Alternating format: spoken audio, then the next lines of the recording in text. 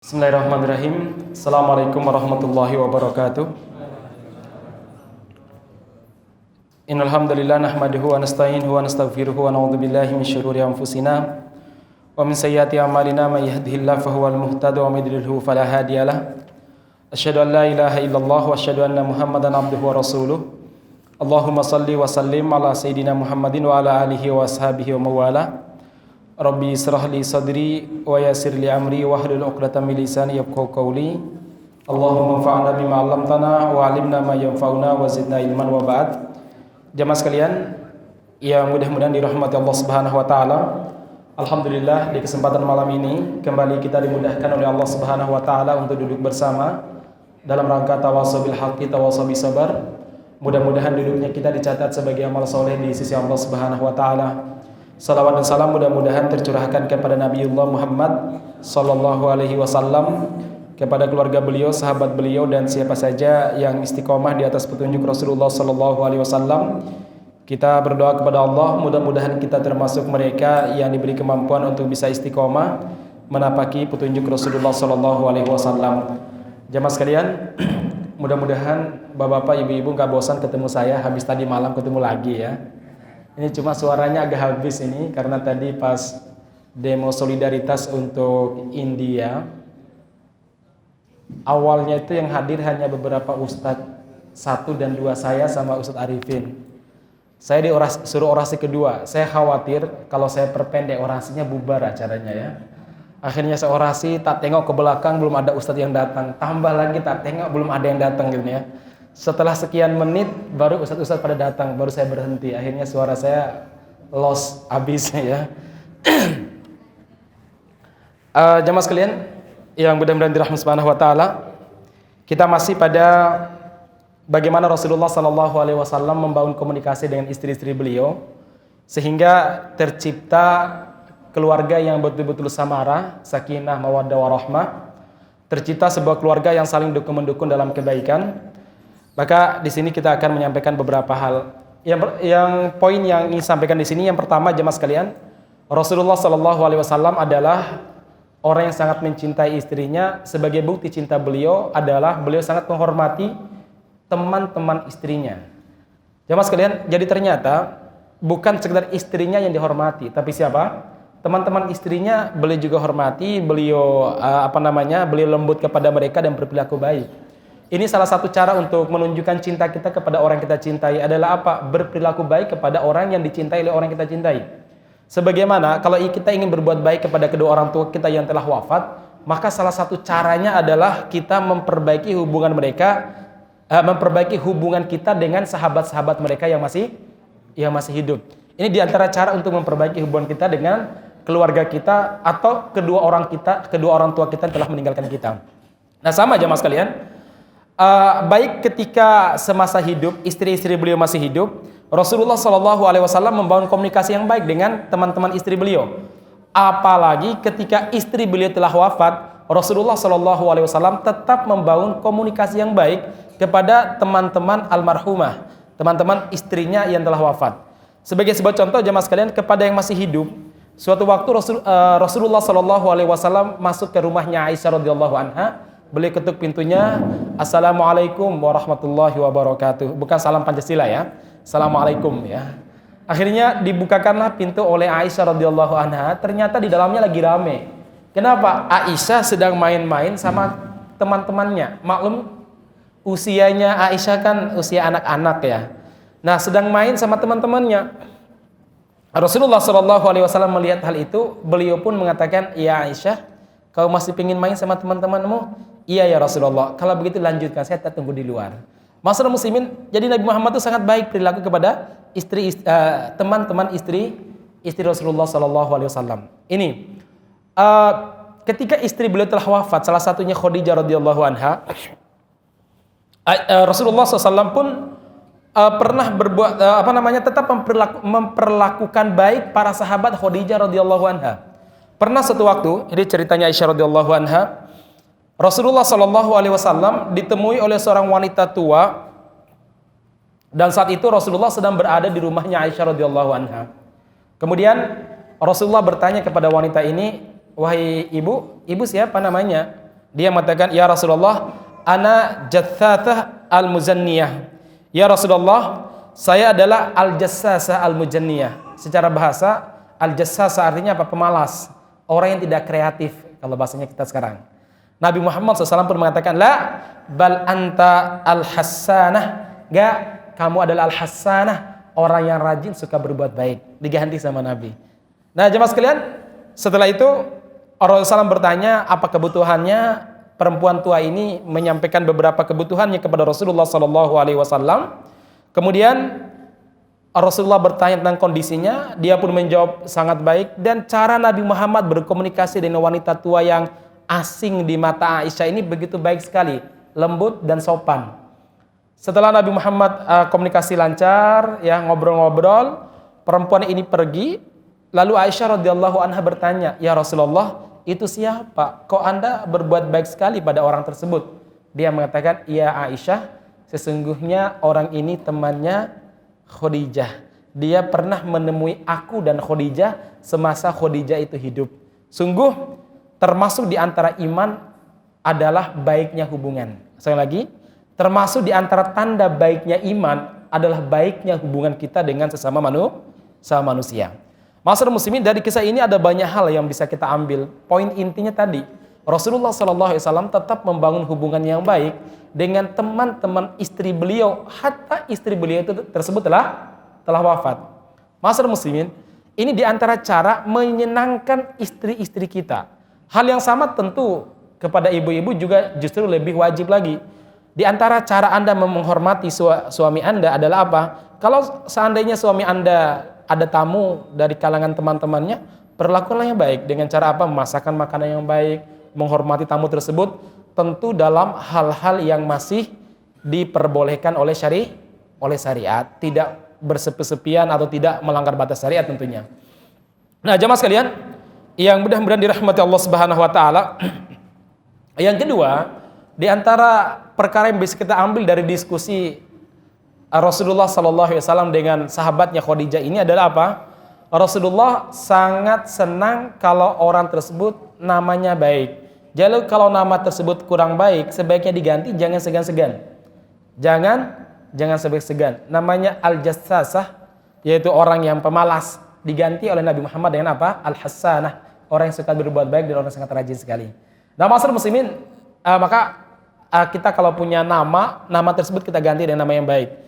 Hatta nama kampung pun, walaupun nama itu telah diwariskan turun-temurun, kalau nama tersebut nama yang buruk, dikhawatirkan itu merupakan doa sehingga ada keburukan yang menimpa daerah maupun kampung tersebut. Sebagai sebuah contoh jemaah sekalian, beberapa tahun yang lalu saudara-saudara mungkin masih ingat berita yang sangat heboh di Tawangmangu terjadi longsor di sebuah tempat namanya Desa Mogol. Kenapa sangat terkenal? Karena saat itu lagi rame-ramenya Jemani sama bunga gelombang cinta ya. Lagi rame-ramenya, dan daerah sana adalah daerah yang sangat baik untuk menanam Jemani sama gelombang cinta. Daerah yang paling baik, memang daerahnya sangat subur, bagus.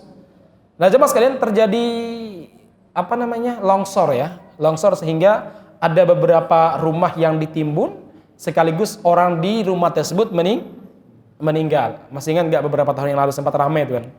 Nah, masyarakat muslimin, yang menarik ketika saya beberapa bulan yang lalu ngisi di sana, saya kan belum pernah ke sana, baru kali kemarin saya ke sana. Kemudian saya tanya kepada teman-teman, ini daerah namanya apa? Sehingga saya diganti menjadi Gumuk Rejo atau pokoknya ada rejonya lah. Rejo itu apa artinya? Rame ya. Pokoknya ada lah ya kalimat indahnya.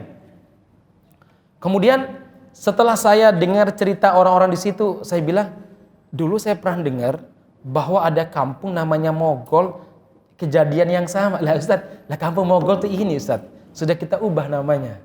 Oh begitu. Kenapa? Saya bilang, ya Ustaz, setelah kita kaji dan kita minta saran dari para ustadz, ternyata nama itu membawa doa. Maka namanya Mogol. Mogol artinya apa Pak? Mogol itu apa? Tidak jadi. Matang enggak, mentah ya enggak. Itu namanya Mogol. Pokoknya serba aneh lah namanya Mogol namanya. Nah, jemaah sekalian, akhirnya apa? Diganti namanya. Ternyata bagus juga jemaah sekalian. Saya tanya terus gimana sekarang? Alhamdulillah Ustaz, damai, kemudian nyaman. Sudah berapa tahun ini nggak ada longsor walaupun sedikit pun. Subhanallah jemaah sekalian ya. Bahwa itu takdir Allah iya, tapi kita tetap mengusahakan dengan usaha yang baik. Ganti nama kalau nama tersebut kurang baik.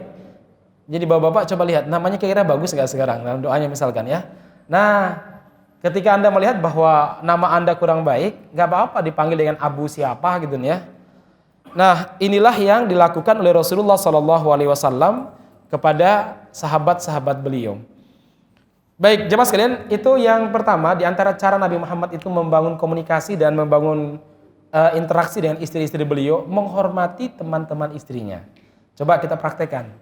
Kalau ada teman-teman istri kita ke rumah, ya hormati dan hargailah mereka. Jangan sampai nama baik istri kita itu hancur gara-gara perilaku suami. Sebagaimana ketika teman suami datang ke rumah kita, ibu-ibu harus memperlakukan dengan baik. Jangan sampai nggak pernah dihidangkan makanan, kemudian malah justru membuat keramaian, keributan yang nanti akan mempertaruhkan kehormatan sang suami. Baik, yang berikutnya jamaah sekalian, Rasulullah SAW adalah orang yang sangat baik dalam mengajarkan cara mengungkapkan cinta. Nabi ini satu tidak pernah ragu-ragu mengungkapkan rasa cinta. Jadi kalau boleh bilang ditanya, ya Aisyah saya sangat mencintaimu, ngomong. Padahal Anda bayangkan Nabi Muhammad itu umur berapa Pak? Umur 55, umur 60. Nabi Muhammad SAW masih tetap mengungkapkan rasa cinta kepada istrinya dengan kalimat-kalimat yang mesra. Kalau bapak-bapak gimana Pak? Susah Pak ya? Kenapa? Udah tua ya, udah jadi nenek-nenek kayak kakek. Ngomong cinta kayak anak remaja, kayak anak ABG aja. Enggak. Ini bagian daripada cara membangun komunikasi. Hatta ketika Nabi Muhammad sudah tua pun, beliau masih mengungkapkan kata cinta. Ma'asyiral muslimin, mengungkapkan kata cinta itu banyak caranya. Tetapi di antara cara yang diajarkan oleh Nabi Muhammad, pakai verbal. Ungkapkan dengan kata-kata. Ungkapkan dengan apa Pak? Ungkapkan dengan kata-kata jamaah sekalian. Mungkin ada di antara ibu-ibu atau bapak-bapak karena sudah merasa tua mengatakan ketika suaminya mantan aku cinta sama kamu dek ya, mas kayak BGY gitu ya. Enggak begitu jamaah sekalian. Ini bagian daripada ungkapan rasa cinta, diverbalkan, diomongkan. Karena terkadang wanita itu butuh apa namanya? Butuh verbal. Beda sama laki-laki. Laki-laki itu bisa tidak mengatakan rasa cinta itu lama, bisa bertahun-tahun baru mengungkapkan. Tapi perempuan itu senangnya mendengar. Maka ma'asyiral muslimin yang mudah-mudahan dirahmati Subhanahu wa taala, kata Syekh Shalih Al-Munajjid, beliau mengatakan salah satu problematika yang dihadapi oleh keluarga kontemporer yang memicu perceraian, salah satunya apa? Seringkali laki-laki tidak memahami perasaan wanita dan wanita tidak memahami perasaan laki-laki, terutama dalam masalah ungkapan cinta. Wanita akhirnya lebih senang dengan laki-laki di luar rumahnya yang mau mendengarkan curhatannya, yang sering memujinya dan mengungkapkan rasa cinta. Rasa cinta diungkapkan dan pujilah ke pasangan kita. Memang kita ini harus melatih mengungkapkan rasa cinta. Kalau yang dulu kaku nggak pernah pacaran bagus ya, tapi setelah menikah cobalah kalimat cinta, kalimat sayang diungkapkan dalam bentuk kata-kata, diungkapkan dalam bentuk apa, itu sesuatu yang sangat dibutuhkan walaupun umur kita sudah tua.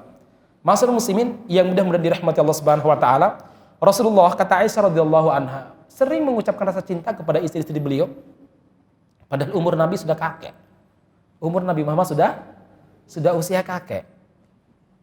Bahkan ketika sebagian para sahabat bertanya, "Ya Rasulullah, manusia mana yang paling engkau cintai?" Dijawab, "Istri saya Aisyah radhiyallahu anha." Kemudian disebutkan nama-nama yang lainnya.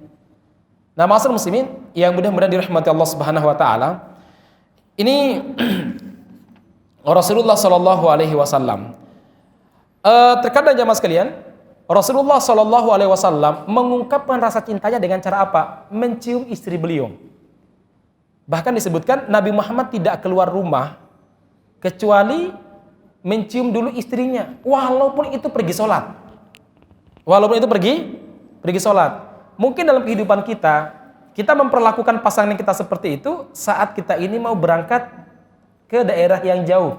Mungkin mau bermalam, menginap sekian hari, baru kita itu cium tangan istri kita cium keningnya, diantar di terminal, stasiun maupun bandara, seperti itu mungkin ya. Tapi Nabi ini nggak perlu menunggu pergi safar. Mau pergi mana? Mau pergi ke masjid, cium dulu istrinya. Maka sebagian para ulama itu berpendapat bahwa bersentuhan tangan dengan istri tidak membatalkan wudu, karena Aisyah pernah cerita, Nabi setiap kali mau berangkat ke masjid, sholat, diciumin dulu kita ini.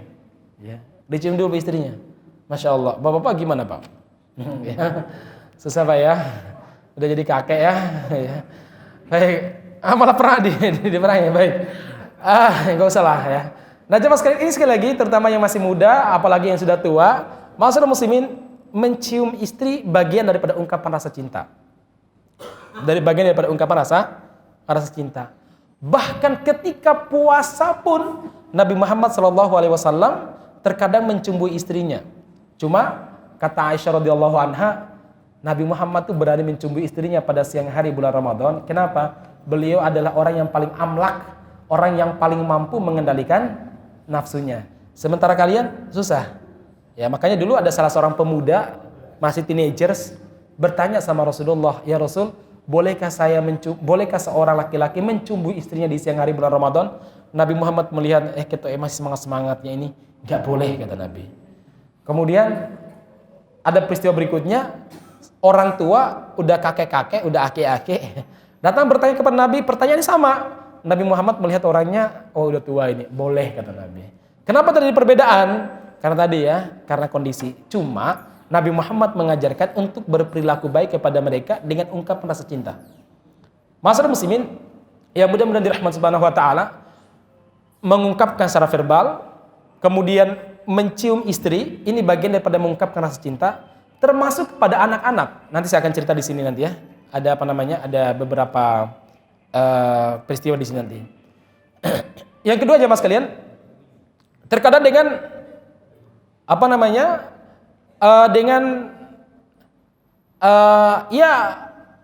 perbuatan-perbuatan yang mungkin kita anggap remeh. Sebagai sebuah contoh jemaah sekalian, pernah Rasulullah SAW itu melihat Aisyah radhiyallahu anha minum dengan satu gelas.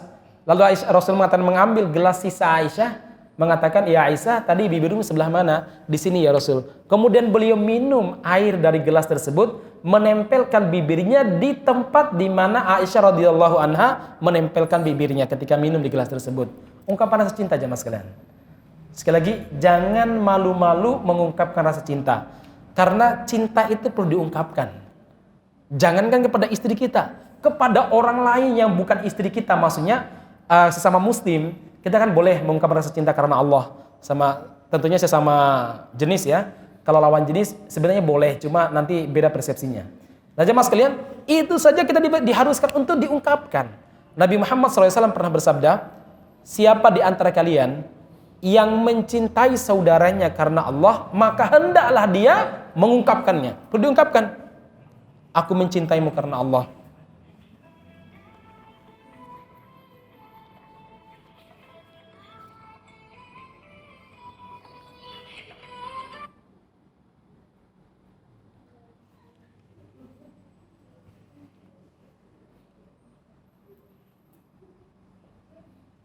Mohon maaf ya, ternyata salah bawa HP saya ini, HP istri saya bawa. Maka saya nggak sadar-sadar tadi, ini ada suara apa gitu.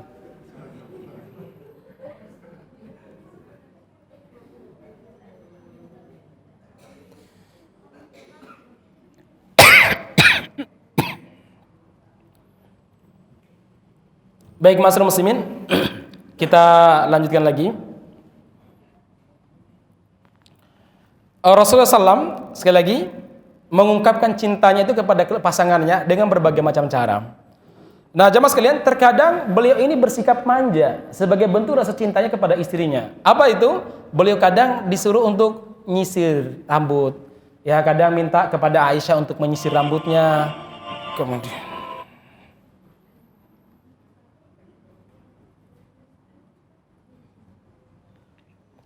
terkadang beliau meminta kepada Aisyah untuk menyisir rambut beliau. Bahkan jamaah sekalian, beliau sering kalau tidur itu di pahanya Aisyah, jadi di pangkuan istrinya, sebagai ungkapan rasa manja.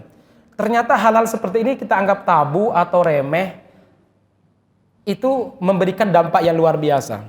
Saya pernah ada pengalaman kemarin ketika saya ke sebuah kota, saya diajak jalan-jalan oleh salah seorang bos Pertamina ya. Ya, dianggap orang yang cukup berada lah. Kita jalan-jalan masuk ke daerah pedalaman, ke kampung-kampung. Tibalah kami di sebuah perkampungan, ya secara standar ekonomi kelihatan dari rumahnya orang biasa-biasa aja. Karena saat itu adalah musim panas, orang-orang sana itu terbiasa nggak karena bangunan baru ya, belum ada pagar, belum ada apa rumahnya, mereka tidur di luar siang hari, pada tiduran di luar karena panas. Ada seorang suami tersebut tidur di pangkuan istrinya sambil ditarik-tarik rambutnya oleh istrinya itu ya mungkin dicarikan kutu atau apalah gitu ya. Lalu ada hal yang menarik, ungkapan daripada Pak Bos ini. Dia bilang begini, Ustadz, seumur-umur saya belum pernah loh diperlakukan istri kayak gitu. Jadi pengen, tapi gimana ya, seharusnya istri juga tuh tahu dong keinginan suami gitu ya. Jadi ngomong begitu, saya kaget. Ya Allah, ini orang sudah kakek, kemudian cukup berada di sebuah kota ini, memang dikenal beliau seorang donatur, dermawan dan memang kaya ya. Ya Allah, ternyata beliau sampai mengatakan gitu. Seumur-umur saya belum pernah, Ustaz. Kayaknya asik banget, Ustaz ya. Berdua sambil tidur di pangkuan istri, dipegang-pegang kepala kita, ditarikin rambutnya disisir-sisir oleh istri. Kayaknya nyaman banget. Tentram sekali, Ustaz ya. Masyarakat muslimin, ini sekali lagi sepertinya perkara remeh, tapi ternyata itu bisa mentautkan dua hati pasangan. Baik masyarakat muslimin, itu di antara Rasulullah SAW mengungkapkan rasa cintanya kepada istrinya. Hal lain yang beliau lakukan adalah apa? Memberikan hadiah ketika beliau itu ketika beliau pulang dari tempat jauh, beliau sering kali memberikan hadiah kepada istrinya. Entahlah apa yang dibawanya. Kadang membawakan kain, kadang membawakan mainan kalau itu Aisyah, kadang membawakan apalah yang mereka senangi. Sebab Rasulullah SAW menjelaskan salah satu cara untuk membangun rasa cinta baik kepada pasangan kita atau kepada orang-orang di sekitar kita adalah apa? Yaitu berbagi. Saling memberikan hadiah, saling berikan hadiah. Rasulullah mengatakan, tahabu. Kalian hendaklah saling berbagi, niscaya tahabu, hendaklah kalian saling berbagi, saling mengasihani, maka itu akan memunculkan rasa cinta di antara kalian. Tahadu, berbagilah, tahabu, itu akan membuat kalian saling mencintai. Saling berbagilah, maka kalian akan muncul rasa saling mencintai. Ternyata jamaah sekalian, itu bukan sekedar kepada orang luar, di luar keluarga kita.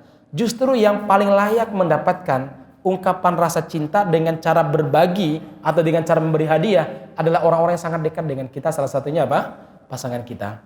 Masyaallah muslimin yang mudah-mudahan dirahmati Allah Subhanahu wa taala.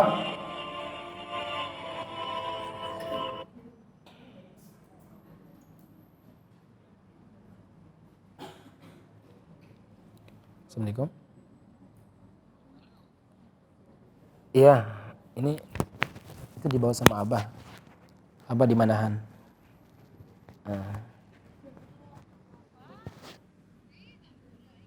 Ke bawah lupa.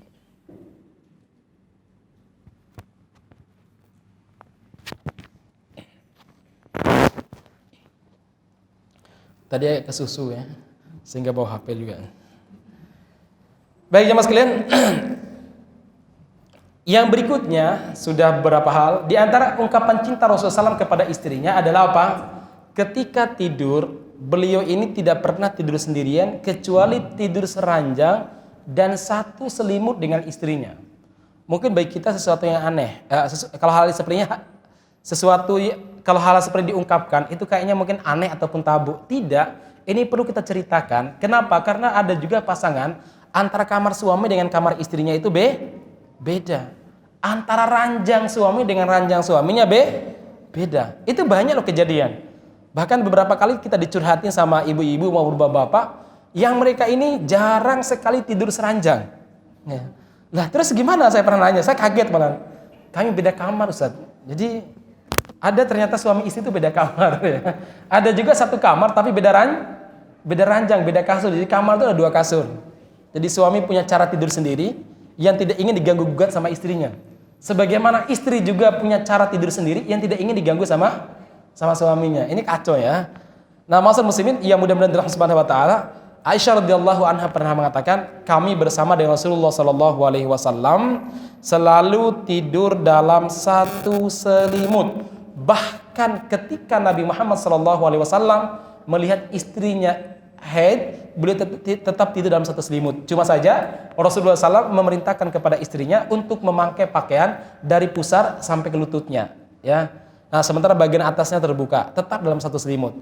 Nah, jemaah sekalian yang mudah-mudahan dirahmati Subhanahu wa taala, ini bagian daripada cara Nabi Muhammad SAW mengungkapkan rasa cinta. Hal-hal yang sepele tapi sebenarnya itu bisa menguatkan rasa dan menguatkan hubungan cinta antara satu pasangan dengan pasangan yang lainnya. Ma'asyiral muslimin yang mudah-mudahan dirahmati Allah Subhanahu wa taala.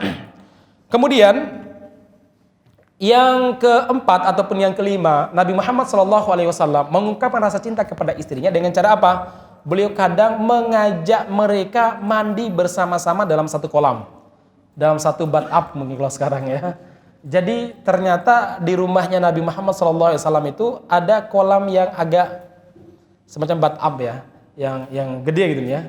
Mereka kadang mandi berdua, baik itu mandi biasa atau bahkan mandi junub. Mandi junub. Aisyah radhiyallahu anha pernah cerita, saya pernah diajak, kami bersama dengan Rasulullah SAW, maksudnya Aisyah bersama dengan Nabi, itu pernah mandi bersama dalam satu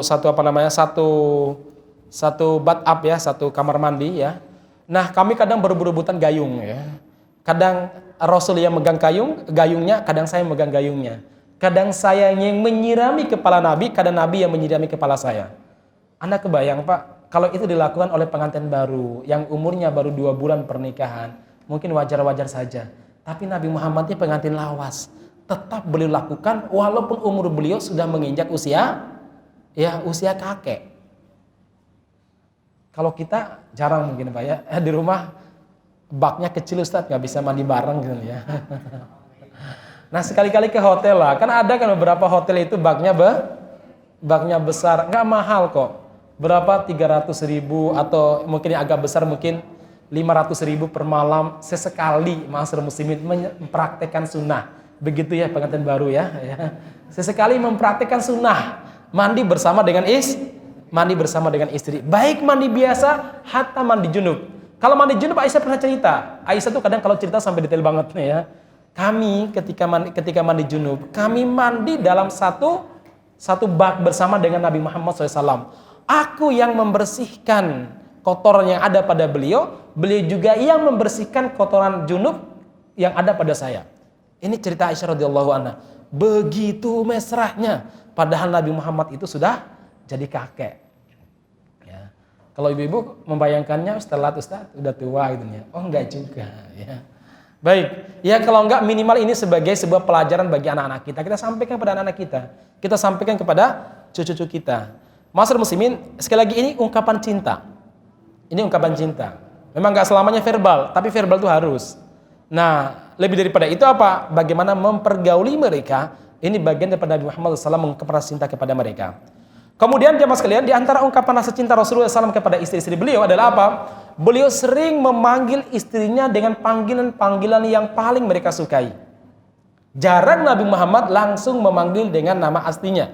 Ada beberapa kali iya, tapi dalam kasih sayang Nabi Muhammad sering memanggil dengan apa? Dengan kalimat-kalimat, dengan kata-kata yang membuat mereka senang. Sebagai sebuah contoh jemaah sekalian, Rasulullah SAW memanggil Aisyah dengan kalimat apa? Humaira. Istri yang lain juga punya nama-nama yang mereka senangi.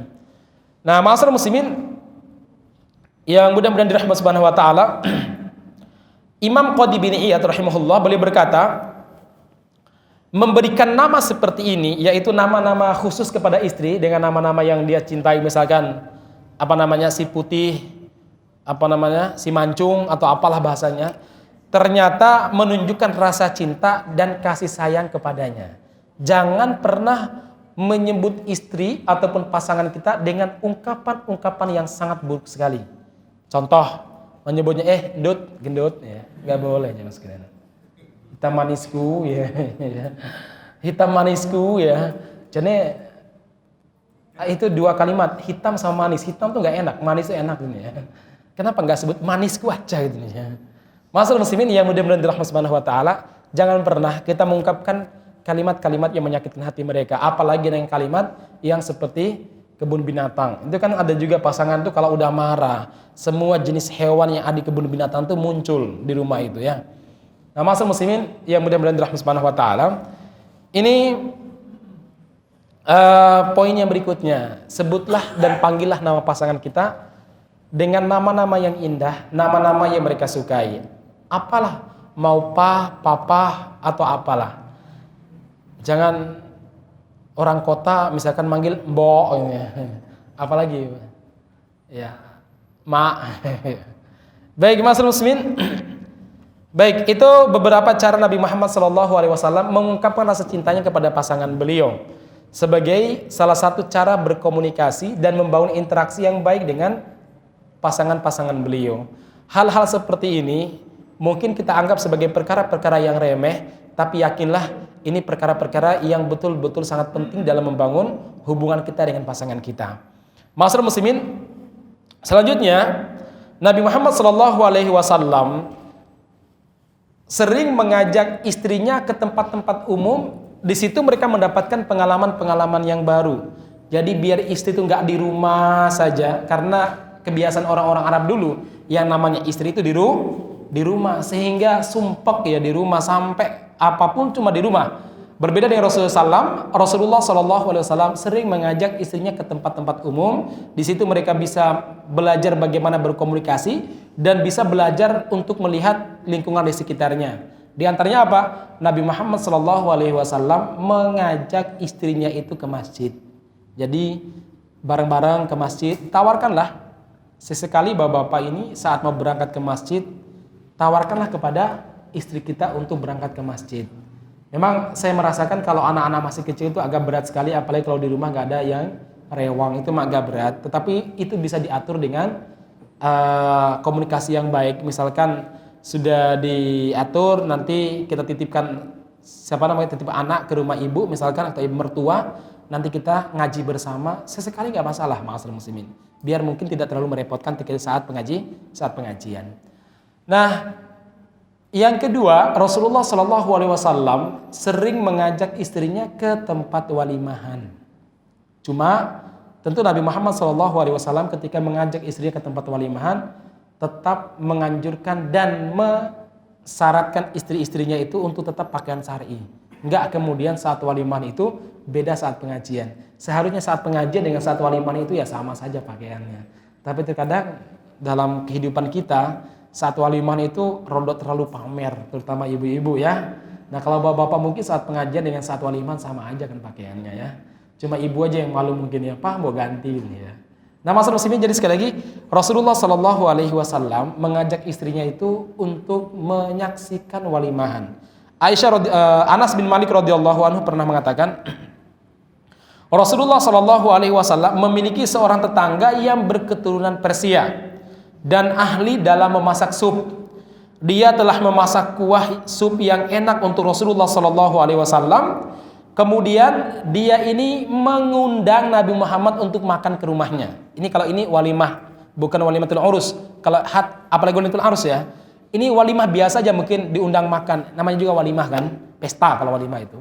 Diundang oleh orang Persia ini, ya Rasulullah, sesungguhnya saya memakan makanan yang enak, memasak makanan yang enak sekali. Supnya yang luar biasa saya masak untuk Anda ya Rasul. Ayo ke rumah saya, makan bersama dengan saya. Rasulullah SAW saat itu bersama dengan Aisyah. Dia pun berkata kepada orang yang mengundang ini, apakah dia juga diundang? Apakah dia juga diundang? Lalu sahabat ini mengatakan, tidak ya Rasulullah. Mungkin dia merasa malu, entah rumahnya itu kecil atau bagaimana. Dia mengatakan, enggak ya Rasul. Kemudian Rasulullah SAW mengatakan, kalau begitu ya saya juga tidak. Ya. Akhirnya tetangganya ini datang lagi mengundang Rasulullah SAW dan mengatakan, ya Rasulullah, saya telah memasak makanan yang sangat enak untuk Baginda, ayo makan di rumah saya. Nabi Muhammad masih bersama dengan Aisyah. Beliau mengatakan, apakah si dia juga diundang juga sama kamu? Istri saya ini diundang juga. Kemudian orang ini mengatakan, tidak ya Rasul. Rasul pun mengatakan, kalau begitu saya juga tidak berangkat. Nah, masalah muslim bukan berarti Rasulullah SAW itu bakhil, lebih mendahulukan istri daripada tetangga, tidak. Tapi terkadang mungkin itu adalah waktunya Aisyah, beliau baru pulang dari luar kota, istri baru ketemu sehari misalkan, karena besok Rasul sudah ganti ke istri yang lain, maka Rasul tetap menghormati waktu istrinya. Apalagi bapak-bapak, mungkin ada yang istrinya lebih daripada satu. Masalah waktu itu betul-betul perlu diperhatikan. Beda dengan punya istri yang cuma satu. Kalau istri cuma satu, masalah waktu itu biasa-biasa aja. Tapi kalau perempuan sudah punya madu, betul-betul hitungan. Dia lebih ahli daripada bendahara negara dalam masalah hitung-hitungan waktu. Ya. Apalagi kalau udah dihinggapi rasa cemburu, dia lebih pintar mencari kesalahan daripada KPK mencari kesalahan para koruptor. Ya, ini penting, masalah muslimin. Nah, masalah muslimin, makanya Rasulullah SAW sangat menghormati Aisyah. Karena saat itu waktunya Aisyah. Akhirnya orang ini pulang, ketiga kalinya datang lagi. Ya Rasulullah, saya adalah masak ya Rasulullah, bawa ke rumah saya. Rasul mengatakan, iya, tapi apakah si dia diundang juga? Iya ya Rasul. Kalau begitu, yuk kita berjalan bersemua ke rumahnya Anda. Akhirnya Rasulullah menggandeng Aisyah pergi ke rumahnya si Persia tersebut dan makan bersama Aisyah radhiyallahu anha. Masalah muslimin, Imam An-Nawawi ketika menjelaskan hadis ini beliau mengatakan Rasulullah tidak suka jika diundang tanpa membawa serta Aisyah.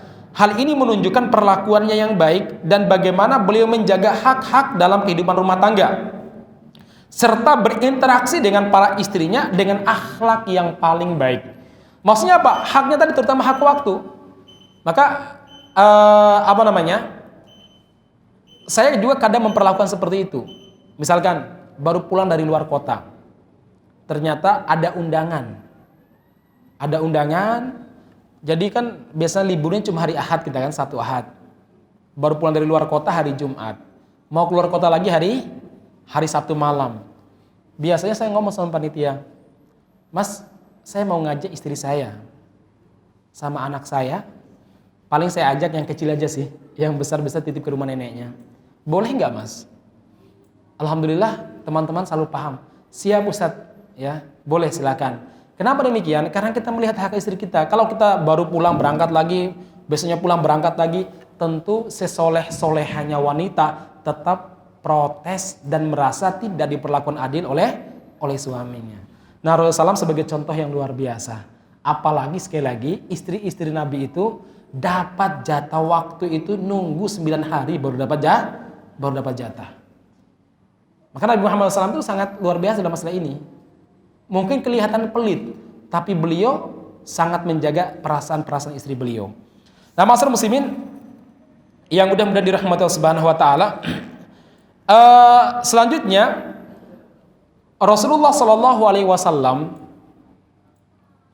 tidak pernah memukul apalagi mengkritik istri-istrinya dengan kata-kata kasar. Apalagi dengan bentakan disertai dengan ancaman. Nabi Muhammad SAW gak pernah memperlakukan istrinya seperti itu. Mungkin istrinya juga luar biasa juga. Istrinya jadi istri Nabi itu ya abot. Tapi sekali lagi, Anas bin Malik radhiyallahu anhu pernah cerita, selama 9 tahun saya menjadi pembantu Nabi.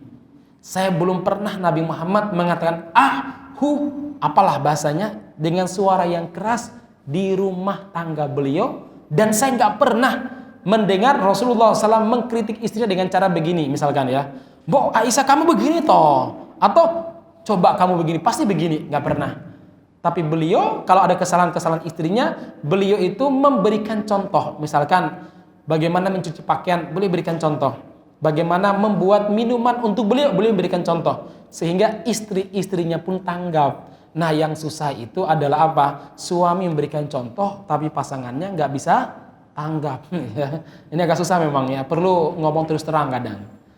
Masyaallah muslimin yang mudah-mudahan dirahmati Subhanahu wa taala, Aisyah radhiyallahu anha juga pernah cerita, selama kami berumah tangga dengan Rasulullah sallallahu alaihi wasallam, Rasulullah tidak pernah memukul baik kepada budak-budak beliau ataupun kepada istri-istri beliau kecuali saat beliau sedang berperang di jalan Allah Subhanahu wa taala.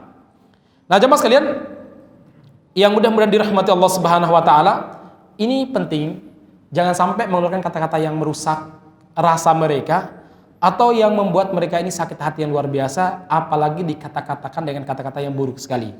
Nabi Muhammad SAW jamaah sekalian adalah orang yang paling bersabar terhadap perilaku istrinya yang menyimpang atau istrinya yang yang berperilaku kasar kepada Nabi Muhammad SAW. Pertanyaannya, apakah istri-istri Nabi juga pernah melakukan perbuatan yang sangat menyakitkan Nabi? Ia pernah juga, tapi Nabi Muhammad SAW adalah manusia yang sangat sabar menghadapi sikap mereka.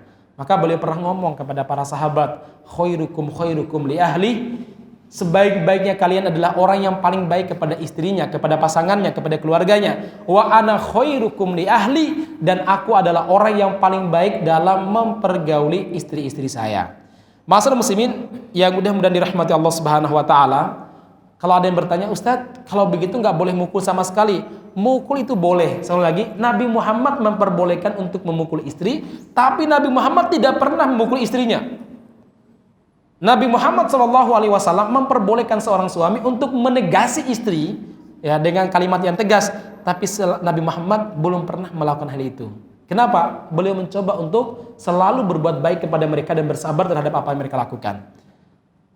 Memukul istri boleh nggak? Nabi Muhammad memperbolehkan, tetapi Nabi Muhammad mengatakan dorban ghairu mubarrozin, pukullah dengan pukulan yang tidak berbekas. Lo mukulnya dengan apa, Ustaz? Mukullah pakai bantal pelan-pelan, atau mungkin mukul pakai sulak yang empuk, ya, nggak berbekas. Yang kedua, hindari daerah muka dan bagian depan. Ya, kalau mukul yang belakang lah. Saya yakin kalau istri tersebut soleha, diingatkan oleh suami, dia pasti merasa bersalah. Kalau sampai dipukul oleh suaminya, padahal suaminya adalah orang yang baik dan penyabar, itu berarti memang sang istri sudah keterlaluan. Kecuali kalau suami tersebut memang sukanya itu menjadikan istri sebagai sansak hidup. Karena banyak kejadian jemaah sekalian. Ada seorang cerita sama saya, nyari solusi, tapi ini sekali lagi ya. Ada orang menikah, tapi menikahnya nikah siri, belum dinikah nikah negara kalau bahasa kita, masih nikah agama. Karena ada problem kenapa mereka tidak nikah siri, tidak nikah agama. Tapi yang luar biasanya sang suami ini suka main tangan.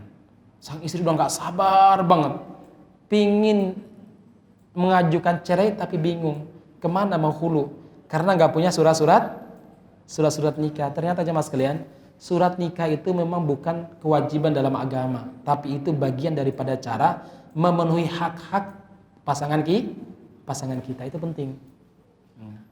Maka saya tidak setuju kalau seandainya ada orang yang menikah, apalagi istri kedua, istri ketiga, istri keempat misalkan, hanya nikah di bawah tangan, dalam arti tidak punya catatan nikah. Itu berat suatu saat nanti. Apalagi kalau sudah meninggal, masalah pembagian warisan. Memang hari ini wanita tersebut boleh aja solehah, tapi mungkin suatu saat ada perubahan, entah anaknya, entah kondisi jiwa dan lain sebagainya. Maka saya saran kepada kawan-kawan, kalau menikah, baik mereka yang nikah normal dalam makna nikah monogami, apalagi yang poligami, tetap usahakan ada surat-surat nikah. Kenapa? Ini terkait dengan hak-hak seorang istri dan hak-hak seorang anak. Banyak anak-anak terlantar gara-gara ibunya istri kedua, istri ketiga, tapi tidak punya surat nikah. Mau nuntut ketika bapaknya meninggal, nggak bisa apa-apa. Saya kenal dengan sebuah keluarga. Seorang ibu ini insya Allah orangnya solehah, dia siap dinikahi oleh salah seorang saudagar kaya raya yang ada di Bandung sana. Nikah karena dia melihat bahwa suaminya orang soleh, suka ngaji, dia nikah dan rela, nggak apa-apa, tidak perlu pakai surat nikah. Itu memang ketika mesra-mesra bukan problem. Tetapi ketika terjadi percekcokan, ya, terutama dengan istri-istri sebelumnya, akhirnya istri yang ketiga ini merasa perlu keluar kota, dia balik ke kampung asalnya, daerah Solo ini, membawa 3 anaknya. Awalnya sang suami tetap mengirim nafkah bagi anak-anaknya. Ketika suaminya sakit dan meninggal, anak-anaknya coba datang untuk meminta jatah warisan, nggak bisa. Semuanya itu diambil alih oleh istri yang punya surat-surat resmi, surat nikah. Kasihan anak yang terlantar. Mau sekolah juga bingung, mau melanjutkan pendidikan juga kasihan. Akhirnya anak-anak itu terlantar. Dan alhamdulillah ibu ini karena mungkin orang solehah, orang sangat rajin ibadah, anak-anaknya ini kemudian dipelihara oleh keluarganya dan alhamdulillah baik-baiklah, nggak terlalu nakal-nakal banget ya. Inilah masalah jamaah sekalian ketika pernikahan tersebut di bawah tangan. Memang bukan wajib, nggak ada syarat bahwa nikah itu syarat sahnya harus punya buku nikah. Tidak. Tapi itu bagian daripada bentuk menjaga hak-hak keluarga kita, terutama istri kita dan anak-anak kita nanti. Saya kira demikian jamaah sekalian, barakallahu fikum ajmain, mudah-mudahan bermanfaat. Untuk sementara kita sampai di sini dulu ya. Kita tutup dengan doa kafaratul majelis. Subhanakallahumma rabbana bihamdika asyhadu an la ilaha illa anta astaghfiruka wa atubu ilaik. Walhamdulillahirabbil alamin. Assalamualaikum warahmatullahi wabarakatuh.